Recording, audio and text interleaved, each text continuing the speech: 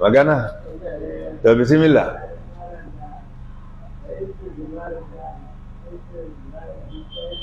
Istighfari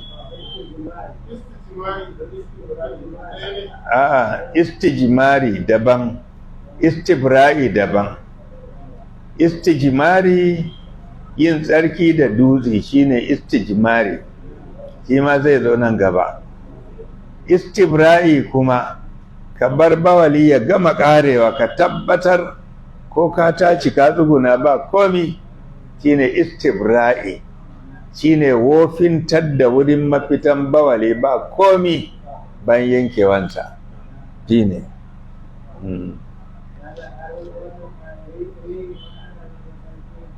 ban ji sosai ba. Na? A ba a yi wa rihi tsarki. Yi wa rihi tsarki bidi'a ne, ba a cikin shari'a. Rihi yana warware alwala, amma ba a masa tsarki.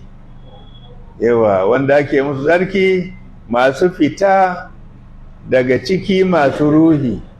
Rihi kuma iska ne, bayi da jiki. Masu jiki su ake wa, shine bawali, ga'idi, maziyi, wadiyi da irinsu. Yawwa an duba iziya albabul awwal, babi na farko fi daharati, a wajen tsarki.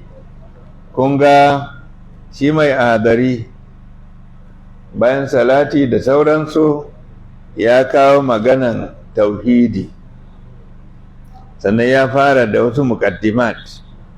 Ta ci mai iziya da ya gabatar da salati da hamdala da istighfar da sauransu, to ya fara da albabul awwalu fi dahara, babi na farko cikin tsarki. Abinda ya kawo da farko a yi tsarki ne. Nan ne muke karatu ko? Shi ne wurin karatunmu kenan? Ni na ji dai ba nan ba ne. Yawwa baya kaɗan. Amma bat. Yawwa. Amma bat. To inda aka ce amma bat, ma'ana badal hamdalati wasalsalati, badal basmalati walhamdalati wasalsalati, ma'ana bayan bismillah da hamdala da salati, shine in an yi su sai ce amma bat. Bayan yin waɗannan, duk abinda mutum zai yi ya fara da bismillah, littafi kamar yadda Qur'ani ya zo da shi, sai ya yi alhamdulillah.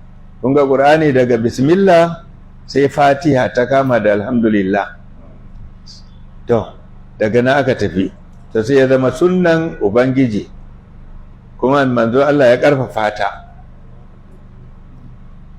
To ba inda aka ce bat kenan, bayan bismillah da hamdala da salati. Fa yaqulu al-abdul faqiru, anan in kana so kai larabci da ka'idojinsa sai ka ce fal abdul faqiru, fadin ka ɗauko ta ka hada ta da wancan alifi. Fal abdul faqiru, bawa faƙiri, ya ƙulu yana cewa. Fal abdul faqiru, bawa mabukaci ilallahi ta'ala, wanda yake da bukatu iri-iri, bai da komai, yana bukatansa a wajen Ubangiji, ya ƙulu yana cewa. Amma in kace al abdul faqiru ilallahi ta'ala, bawa mabukaci mai bukatu iri-iri zuwa ga Allah maɗaukaki, fa ya ƙulu yana cewa. Nan ma ba wai lahani ba ne, ba kuskure ba ne, amma ƙa'idar larabci fa'un ɗin da can aka za ka haɗa su. Fal abdul faqiru ya ƙulu yana cewa. To waye ne wannan abdul faqir? Shi ne abul hasani, baban Hassan. Aliyu, mai sunan Aliyu. Aliyu suna ne daga cikin sunayen Allah, al'aliyu sunan Allah yana nan. To amma lokacin da aka haifi aliyu aka masa suna da aka ba annabi annabci bai yi inkarin sunansa aliyu ba. An karantar da asma'ullahi husna al'aliyu tana nan, amma ci mutum ba za ka ce masa al'aliyu ba, sai ka barci a nakira aliyu. Al-malikiyu, maliki ma yana cikin sunayen Allah, amma baya cikin sunayen da aka hana a ambace mutum. To ma'ana shi wannan bawa mabukaci zuwa ga Allah din nan an masa alkunya da Abul Hasan.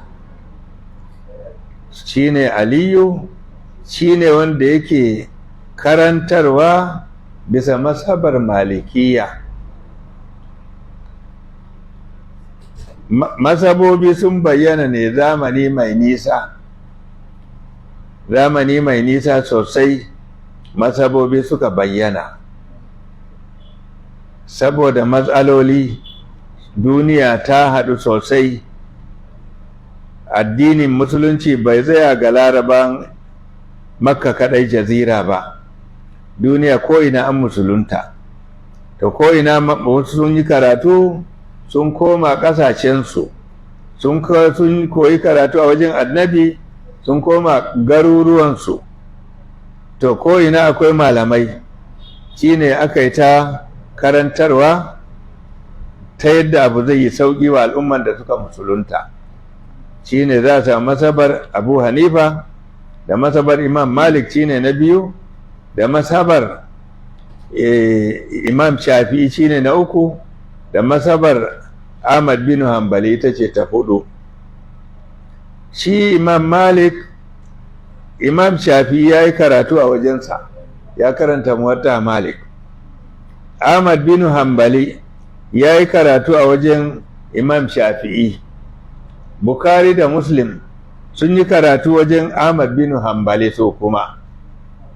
Saboda haka su Imam Shafi'i shi almajirin Imam Malik ne, yana cikin masu yabon Imam Malik da karamci da kuma girmamawa. Ahmad bin Hanbali almajirin Imam Shafi'i ne. Bukhari da Muslim su kuma almajiran Ahmad bin Hanbali ne. Saboda haka abubuwan suka tattafi da riwayoyi daban-daban.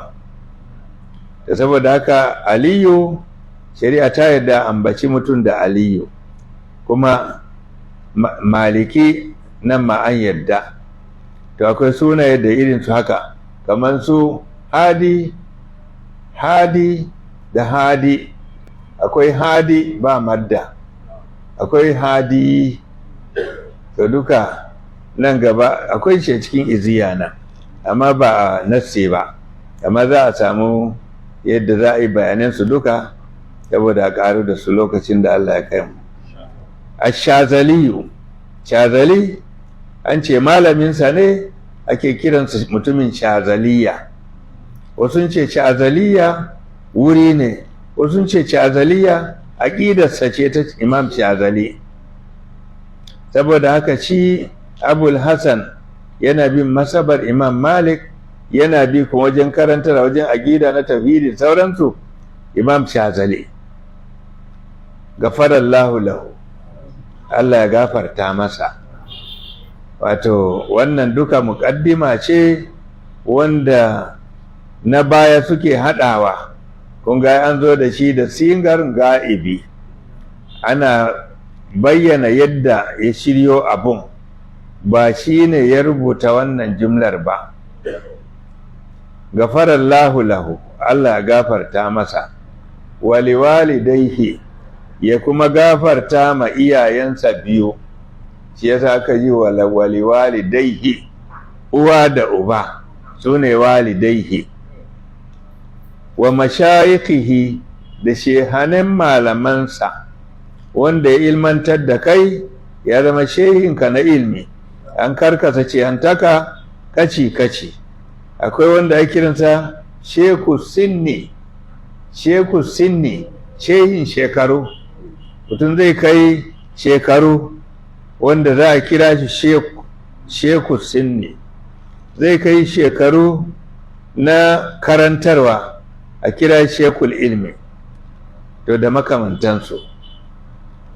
Wasa'iri ahli sunnati, ya kuma gafarta ma sauran mabiya sunna al-muhammadiyyati ta annabi Muhammad.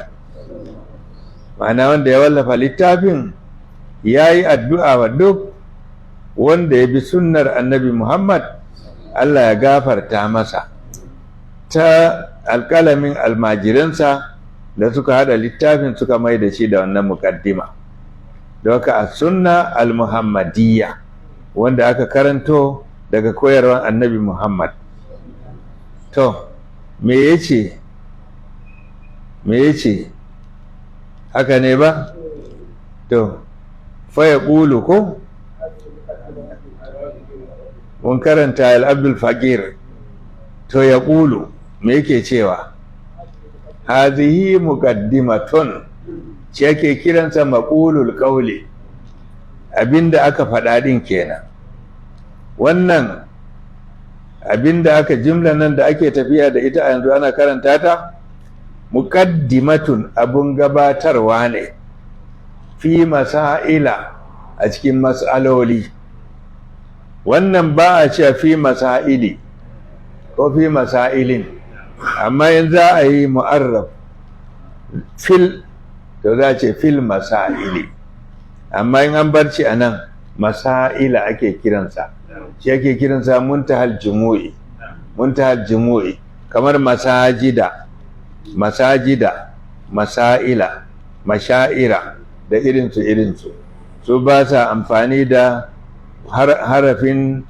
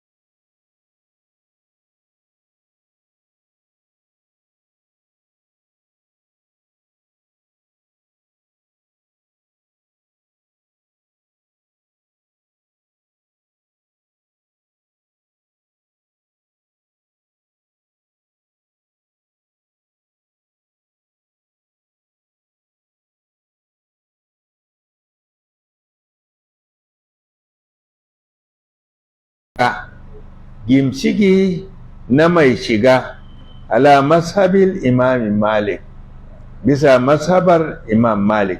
In kana so ka shiga karantarwa ta mashabar Imam Malik, to wannan littafi an maka shi ne don ka karanta.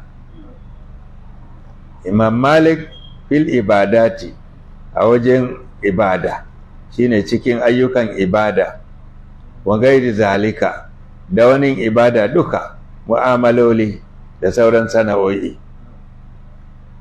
Wa sammaituha, kuma na ambaci wannan littafi bil muqaddimati al-iziyya, da muqaddima mai ɗaukaka, muqaddima al-iziyya mai daraja mai ɗaukaka, lil jama'atil ashariyya, ga mutanen ashar, shine mutanen Misira.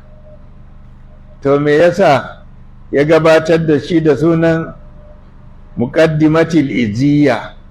In kun duba a sharhi sai aka ce wa la'alla wasfahu laha bil iziyya, watakila abin da yasa ya sifanta littafin da iziyya isharatan ila maskanihi, yayi ne don nuni wurin da ya zauna, allazi allafaha bihi, ya wallafa iziyya din, ya zauna a wani gari ya wallafa iziyya. Wurin kuma ana kiransa birasi suwaiqatil uzza, suwaiqatil uzza, haka sunan garin. Uzza din an ɗauko daga al-aziz ne, min al-qahira ce, cikin al-qahira, shi yasa aka kira shi haka. Wasu kuma sun ce a'a, an ambace shi da haka wato don duk wanda ya karanta iziyya ya gane shi, yayi aiki da shi, Allah zai ɗaukaka shi ta ɓangaren addini, zai ɗaukaka shi ta ɓangaren rayuwa duka. Shi yasa aka ce muqaddimatil al-iziyya, na ɗaukaka, lil jama'atil ashariyya. Jama'atil ashariyya kuma su ne mutane da suke kewaye da babban jami'in ashar da jami'ar ashar, su ake nufi. Al'umma ce shiryayya, masu karantar da addini dare da rana, kullum masu farfado da addini, masu raya shi. Mustamilatan, wannan littafi iziyya ya kunci ala ahada ashara baban, ya kunci babi 11. An yi babi, an yi koyi da alƙur'ani.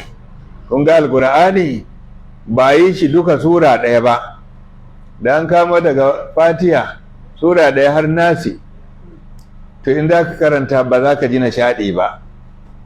Amma ka kama Fatiha kana nishaɗi, ka gama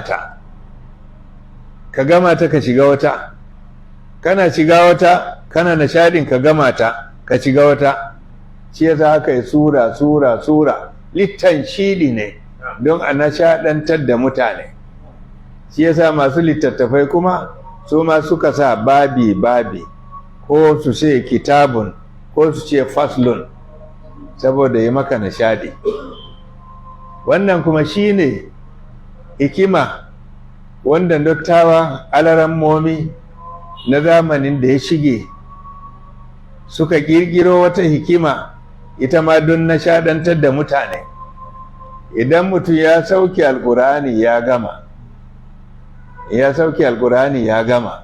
tunda an samu tarihi Umar ibn al-Khattab lokacin da ya gama karanta research ɗinsa na bincike mai zurfi a cikin suratul Baqara, ya gama karanta komi da kominta, da haruffanta, da wasullanta, da jumlolinta, da baƙaƙenta, da manufofinta, komi ya gane, ya gama shi.